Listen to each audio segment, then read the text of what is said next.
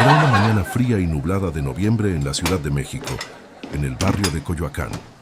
El aroma del café recién hecho se mezclaba con el de los panuchos, creando un ambiente cálido y acogedor en la cafetería Casa Juanito. Era el lugar favorito de los residentes locales y visitantes, donde la atmósfera familiar y el sonido suave de la música clásica daban un respiro al caos exterior.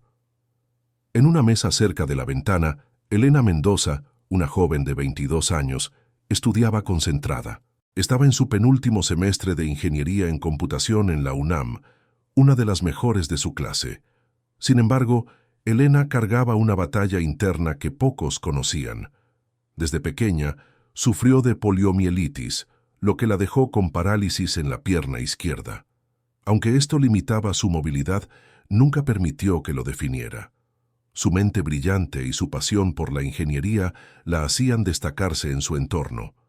Pero para algunos, solo era la joven con muletas. Esa mañana, mientras estaba sumida en sus estudios, escuchando música clásica en sus auriculares, la puerta de la cafetería se abrió.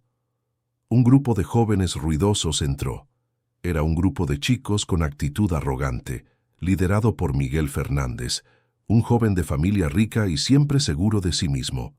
Estaba acompañado por los gemelos Pablo y Sergio García, conocidos por sus travesuras, y sus amigos Diego Morales y Javier Ruiz. Todos se dirigieron rápidamente hacia la mesa de Elena, rodeándola de forma intimidante. Miguel, al notar a Elena sola, vio una oportunidad para divertirse. Se sentó frente a ella, bloqueando su vista. La risa del grupo empezó a llenar el espacio. Comenzaron a imitar la forma en que Elena caminaba con las muletas, riendo de su condición física. Elena intentaba ignorarlos, pero el dolor de la humillación era incontrolable. Cada comentario, cada risa, la hería profundamente. Cuando Elena intentó levantarse para escapar, la muleta se cayó al suelo haciendo ruido. El grupo, fingiendo querer ayudar, la empujó aún más. La vergüenza de Elena se multiplicaba. Mientras intentaba recoger sus cosas, Miguel derramó un vaso de refresco sobre su ropa. El control que tenía sobre la situación se desvaneció por completo. Fue en ese instante, cuando el sufrimiento de Elena alcanzaba su punto máximo, que la puerta se abrió nuevamente. El coronel Carlos Mendoza, su padre, entró acompañado por dos subordinados. Su presencia fue como un golpe de aire fresco en medio del caos. El coronel, un hombre curtido por la guerra y las dificultades, caminó con paso firme hasta la mesa. Al verlo, el grupo de jóvenes se quedó en silencio paralizado. Miguel, que hasta ese momento se sentía invencible, ahora estaba frente a algo mucho más grande que él. El coronel Carlos Mendoza, con una mirada dura y controlada, se acercó a Miguel y le puso la mano en el hombro. «Devuélvele la muleta y siéntate», dijo en voz baja pero firme. Miguel, temblando, obedeció sin decir una palabra. Los demás, atónitos, no se atrevían a intervenir. Elena, aún con lágrimas en los ojos, sintió una mezcla de alivio y vergüenza. Miró a su padre y encontró en sus ojos una fuerza que necesitaba. La lección acababa de comenzar. El silencio que siguió a la intervención del coronel Carlos Mendoza en la cafetería Casa Juanito era palpable. Los 5 jóvenes que se habían burlado de Elena estaban completamente atónitos. Miguel Fernández, el líder del grupo, sostenía la muleta de Elena con las manos temblorosas. La arrogancia que había mostrado hasta ese momento desapareció por completo. Frente a él estaba un hombre de una autoridad que no podía ser ignorada. Carlos Mendoza observó a Miguel con calma, sin prisa, como si estuviera esperando que el joven comprendiera el peso de sus actos. La tensión en el ambiente era tan densa que casi se podía cortar con un cuchillo. Los demás, los gemelos Pablo y Sergio García, Diego Morales y Javier Ruiz, no sabían cómo reaccionar. Habían sido testigos de un poder que jamás habían imaginado que existía fuera del dinero o el estatus social. Miguel, con la voz quebrada, intentó justificar lo injustificable. «Yo no quería, solo estábamos bromeando», dijo, pero sus palabras carecían de la firmeza que él esperaba tener. La debilidad en su tono de voz no pasaba desapercibida. Carlos no respondió de inmediato, sino que se quedó observándolo, como si lo estuviera midiendo, evaluando cada palabra que salía de su boca. Finalmente, el coronel rompió el silencio con una pregunta sencilla pero contundente. ¿Humillar a alguien es una broma? La pregunta resonó en la cafetería, llenando el espacio con una incomodidad insoportable. Los jóvenes que antes reían, ahora estaban paralizados, sin saber cómo salir de la situación. No era solo una confrontación con el coronel, sino con algo mucho más profundo, su propio reflejo. El coronel se dirigió a los demás, con su voz grave y firme, como si quisiera grabar sus palabras en sus mentes. Pueden reírse ahora, pero recuerden esto, dijo. La verdadera fuerza no se mide por la capacidad de aplastar a los más débiles, sino por la habilidad de proteger a aquellos que no pueden defenderse. Las palabras del coronel atravesaron el aire como flechas, dejando a los chicos sin respuesta. Elena, que hasta ese momento había permanecido callada, observaba a su padre con una mezcla de emociones. La vergüenza que había sentido minutos antes comenzó a desvanecerse, reemplazada por una ola de orgullo. Él no solo estaba defendiéndola, sino que estaba dando una lección a todos sobre lo que realmente significa ser fuerte. No se trataba de gritar o de hacer amenazas, se trataba de demostrar con calma y sabiduría que la verdadera grandeza está en proteger a los más vulnerables. Miguel, aún sin poder creer lo que estaba pasando, comenzó a tartamudear. Pero yo siempre he hecho lo que mi padre quería, lo que todos esperaban. Sus palabras sonaban vacías, como si comenzara a darse cuenta de que no tenía excusas. El coronel lo interrumpió con un tono aún más firme. ¿Crees que el dinero o el nombre de tu familia te da derecho a hacer lo que quieras? Eso no es poder, hijo. El poder verdadero es el que se tiene sobre uno mismo, sobre la capacidad de ser mejor, no el que se ejerce sobre los demás. La cafetería estaba completamente en silencio. Los jóvenes, antes arrogantes y seguros, ahora no sabían qué decir. Elena, al mirar a su padre, sintió una sensación de calma y seguridad.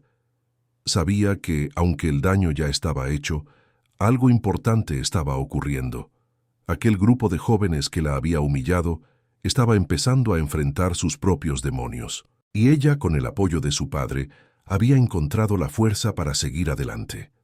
Los días que siguieron a la intervención del coronel Carlos Mendoza fueron decisivos para todos los involucrados. La humillación sufrida por Elena y la lección impuesta a los 5 jóvenes marcaron un antes y un después en sus vidas. Para Miguel Fernández, el líder del grupo, fue un golpe de realidad que comenzó a desterrar su arrogancia. Siempre creyó que el poder de su apellido y su estatus social lo ponían por encima de los demás, pero aquella mañana en la cafetería algo cambió. La vergüenza de ser confrontado públicamente por su comportamiento lo dejó profundamente afectado. Esa noche, Miguel tuvo una conversación tensa con su padre, Héctor Fernández, un exitoso empresario que siempre le había inculcado la importancia de mantenerse firme y superior. Cuando Miguel le contó lo sucedido, Héctor intentó restarle importancia, diciéndole que no debía preocuparse por algo tan trivial. Pero Miguel ya no podía seguir ignorando el vacío que sentía dentro. «¿Qué he hecho con mi vida, papá?», le preguntó, desconcertado por la insatisfacción que lo consumía. Héctor, furioso, trató de imponerle su visión de la vida. «Eres demasiado sensible, Miguel. No puedes dejar que te afecten cosas como esa. La gente te respetará solo si muestras poder». Sin embargo, las palabras de su padre ya no parecían tener el mismo impacto. Miguel se levantó de la mesa, decidido a cambiar. A la mañana siguiente, se inscribió como voluntario en un centro de rehabilitación para personas con discapacidad, un paso que lo incomodaba profundamente. Durante las primeras semanas, Miguel se sintió fuera de lugar, pero lo que descubrió allí fue transformador. Conoció a Antonio, un pintor que usaba la boca para crear obras de arte, y a Julia, una niña con síndrome de Down que irradiaba alegría en todo lo que hacía. Empezó a entender que la verdadera fuerza no estaba en imponer su voluntad sobre los demás, sino en ayudar a los demás a superar sus propias batallas. Mientras tanto, Pablo y Sergio García, los gemelos, también experimentaban sus propias transformaciones. Pablo, el hermano más introspectivo, había vivido su vida intentando cumplir las expectativas de su padre, un político local. Después del incidente en la cafetería, Pablo comenzó a cuestionar su propia vida y las decisiones que había tomado solo para complacer a los demás. Decidió cambiar de rumbo y abandonó la carrera de economía para estudiar psicología. Encontró en ella un propósito verdadero, el deseo de ayudar a otros a comprender y superar sus propias luchas internas. Esto le permitió por fin dejar de compararse con su hermano y comenzar a vivir por sí mismo. Sergio, el hermano extrovertido, también se vio empujado a un proceso de autodescubrimiento. Decidió canalizar su energía hacia algo que realmente le llenara: trabajar con jóvenes de comunidades marginalizadas. Comenzó a dar clases de refuerzo escolar, enseñando a niños que, como él, habían sido víctimas de la presión social. A través de su trabajo, Sergio encontró un sentido de propósito que nunca había experimentado antes. Ayudar a los demás lo hizo sentirse realizado y comprendió que la verdadera fuerza no estaba en destacarse, sino en dar lo mejor de sí mismo a los demás. A medida que pasaban los días, las transformaciones de los jóvenes que alguna vez se burlaron de Elena se volvían cada vez más evidentes. Miguel Fernández, quien había sido el líder del grupo y el más arrogante, comenzaba a cuestionar los valores que había defendido durante toda su vida. Después de semanas de trabajar en el centro de rehabilitación, comenzó a darse cuenta de que la verdadera fuerza no se encontraba en el poder o el dinero, sino en la empatía y en ayudar a los demás a superar sus desafíos. Había conocido a personas con historias que lo cambiaron profundamente, personas que, a pesar de sus limitaciones, eran más fuertes que él en muchos aspectos. Una tarde, mientras estaba sentado en el centro de rehabilitación, Miguel conversaba con Antonio, el pintor que usaba la boca para pintar. Antonio le contó cómo, a pesar de las adversidades, había logrado encontrar su propósito en la vida y cómo su arte le daba la fuerza para enfrentar cada día. Miguel escuchaba en silencio, dándose cuenta de que mientras él había pasado su vida buscando reconocimiento superficial, Antonio había encontrado la verdadera satisfacción en ayudar a los demás y en hacer algo significativo. Por otro lado, los gemelos Pablo y Sergio García también estaban pasando por sus propios procesos de autodescubrimiento. Pablo, después de abandonar la carrera de economía, comenzó a estudiar psicología. Estaba profundamente interesado en cómo las emociones humanas podían influir en las decisiones de las personas y cómo el bullying y la presión social afectaban a los jóvenes. En sus clases empezó a hablar con otros sobre su propia experiencia de sentirse presionado por su padre, lo que le permitió empezar a sanar y, al mismo tiempo, a ayudar a los demás a entender sus propios conflictos internos. Sergio, siempre el más extrovertido de los dos, se dio cuenta de que no necesitaba seguir el mismo camino que su hermano o cumplir con las expectativas de los demás. Se comprometió con proyectos de voluntariado en comunidades de bajos recursos, donde comenzó a enseñar a jóvenes a leer y escribir. A medida que ayudaba a los niños a mejorar su educación, Sergio también comenzó a mejorar su propia visión de la vida. Se dio cuenta de que a través de la enseñanza podía contribuir a la construcción de un futuro mejor, sin necesidad de reconocimiento ni de premios. Diego Morales, quien había escondido la condición de su hermana Carmen durante tanto tiempo, finalmente decidió enfrentar sus miedos y sus propios sentimientos de vergüenza. Carmen, que sufría de esclerosis múltiple, había confrontado a Diego después del incidente en la cafetería, lo que lo había dejado devastado. Diego se dio cuenta de que no podía seguir escondiéndola o avergonzarse de su enfermedad. Decidió aceptarla por completo y comenzó a llevarla a todos los lugares que solían evitar. Juntos, comenzaron a trabajar en proyectos para promover la inclusión de personas con discapacidades en la sociedad. Javier Ruiz, el último del grupo, también pasó por un cambio profundo. Dejó de lado su obsesión por las redes sociales y comenzó a enfocarse en la creación de documentales sobre personas con discapacidad que superaban grandes obstáculos.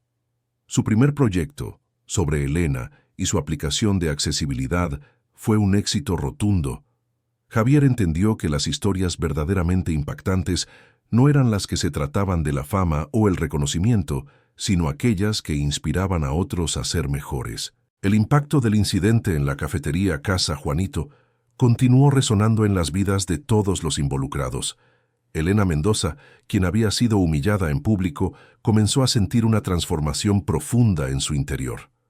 Aunque había experimentado dolor y sufrimiento, también encontró una fuerza nueva en su capacidad para perdonar. Perdón no solo hacia los jóvenes que la habían menospreciado, sino también hacia sí misma, por haber permitido que sus inseguridades le afectaran tanto. A lo largo de las semanas, Elena dedicó tiempo a reflexionar sobre lo sucedido. Aunque la herida seguía presente, comprendió que el perdón no era una señal de debilidad, sino de una fortaleza mucho más grande.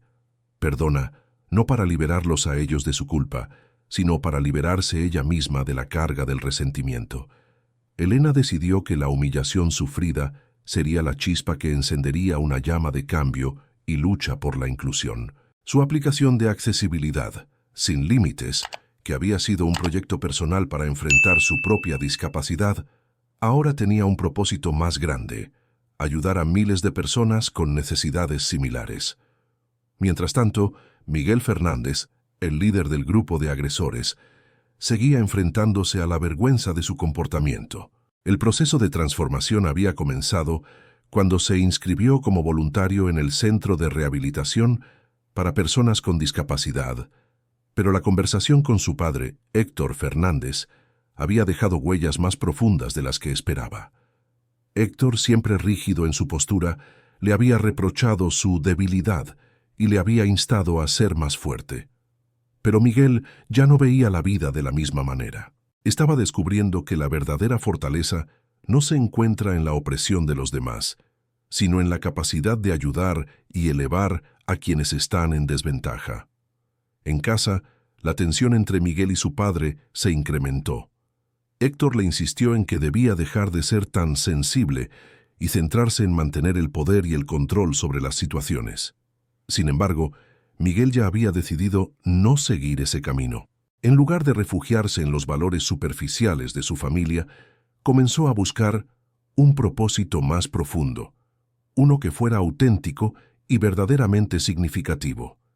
Decidió involucrarse aún más en el trabajo voluntario y utilizó sus conexiones para expandir el alcance de la plataforma de Elena, haciendo que más personas con discapacidad tuvieran acceso a herramientas y recursos para mejorar su calidad de vida. Por otro lado, los gemelos Pablo y Sergio García también pasaban por su propio proceso de sanación. Pablo, quien había sido condicionado desde pequeño a ser el mejor en todo, comenzó a estudiar psicología para poder ayudar a otros jóvenes a lidiar con el estrés y la presión de la perfección impuesta. A través de la terapia, pudo aprender a liberarse de las expectativas de su padre y abrazar su verdadera pasión por la salud mental. Sergio, por su parte, comenzó a enseñar en barrios periféricos, ayudando a jóvenes de comunidades marginadas a encontrar un propósito en su vida a través de la educación. Los meses pasaron y el Centro de Accesibilidad Sin Límites, fundado por Elena Mendoza, comenzó a ganar repercusión a un nivel que ella nunca había imaginado. Lo que comenzó como un proyecto personal para facilitar el acceso a recursos y apoyo para personas con discapacidad se convirtió en un faro de esperanza. Sin Límites no solo brindaba herramientas de accesibilidad, sino que se transformó en un símbolo de cambio social y de inclusión para millones de personas que anteriormente se sentían invisibles. Miguel Fernández, quien alguna vez fue el líder del grupo de agresores, también experimentó un cambio radical. Al principio, cuando se inscribió como voluntario en el centro de rehabilitación, sus intenciones no eran claras. Pero con el paso del tiempo, y tras aprender sobre las dificultades reales que enfrentan las personas con discapacidad, Miguel empezó a ver la vida desde una nueva perspectiva. Ya no veía el mundo como un lugar donde el poder y el dinero dictaban las reglas. Su relación con su familia, especialmente con su padre, Héctor, seguía siendo tensa, pero Miguel se dio cuenta de que su verdadera fuerza radicaba en la capacidad de dar sin esperar nada a cambio. Elena, quien inicialmente había sufrido en silencio, Vio cómo su dolor y su sufrimiento se transformaban en algo más grande. Su aplicación de accesibilidad sin límites se expandió rápidamente. Las colaboraciones con empresas y gobiernos, que antes parecían un sueño lejano, ahora eran una realidad. Miguel, con su influencia en el mundo empresarial, ayudó a abrir puertas para que la plataforma llegara a más personas. Usando su posición y sus conexiones, trabajó para que Sin Límites fuera accesible para todas las personas con discapacidad, sin importar su nivel económico o social. Mientras tanto, Pablo y Sergio García, los gemelos, también se convirtieron en defensores de la inclusión y la salud mental.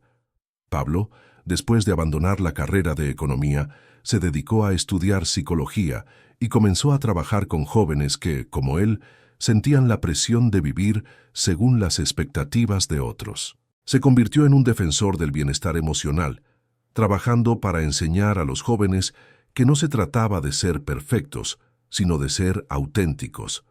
Sergio, por su parte, utilizó su tiempo para trabajar en proyectos educativos en comunidades periféricas, ofreciendo tutorías a niños de familias de bajos recursos. A través de su trabajo, Sergio entendió que la verdadera satisfacción venía de ayudar a otros a crecer y aprender. Diego Morales, quien anteriormente había escondido la discapacidad de su hermana Carmen, también se convirtió en un defensor del cambio. Después de reconciliarse con Carmen, Diego comenzó a involucrarse en campañas de concientización sobre los derechos de las personas con discapacidad. Juntos, Carmen y Diego crearon iniciativas para promover la inclusión en la sociedad, desafiando las barreras que durante tanto tiempo habían existido. Elena, al ver cómo su trabajo ayudaba a transformar tantas vidas, se dio cuenta de que lo más importante no era el reconocimiento que había ganado, sino el impacto positivo que había logrado en la vida de los demás. Su viaje de superación, de perdón y de inclusión había sido el motor de un cambio que se expandía más allá de sus sueños iniciales. El Centro Sin Límites no solo se consolidó como un referente internacional en accesibilidad, sino que también se convirtió en un movimiento cultural que inspiró cambios significativos en la sociedad. Elena Mendoza, con su valentía y determinación, había transformado no solo su vida, sino la de miles de personas con discapacidad. Su trabajo no solo estaba cambiando la percepción pública de las personas con discapacidad, sino que también estaba abriendo puertas hacia un futuro más inclusivo y justo para todos.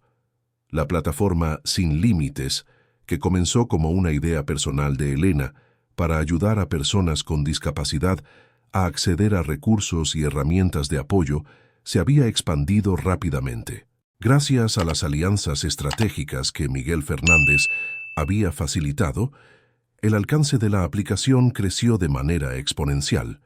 Miguel, quien antes había sido uno de los mayores agresores de Elena, se convirtió en un defensor apasionado de la inclusión y la diversidad. Utilizó su influencia en el mundo empresarial para ayudar a financiar la expansión de la plataforma y garantizar que más personas pudieran beneficiarse de los avances en accesibilidad.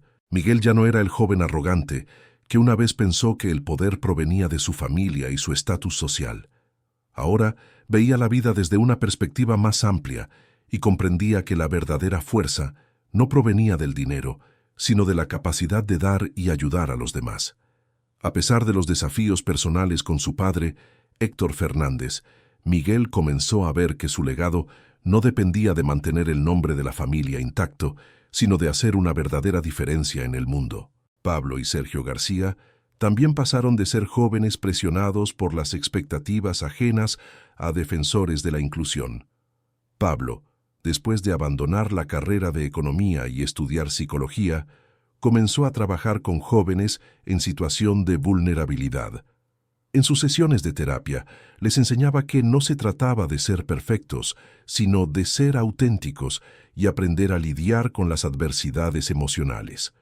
Por su parte, Sergio se dedicó a la educación de jóvenes de comunidades marginadas. A través de su trabajo, Sergio encontró un propósito que lo liberó de la sombra de su hermano, comprendiendo que la verdadera realización provenía de ayudar a los demás a alcanzar su máximo potencial.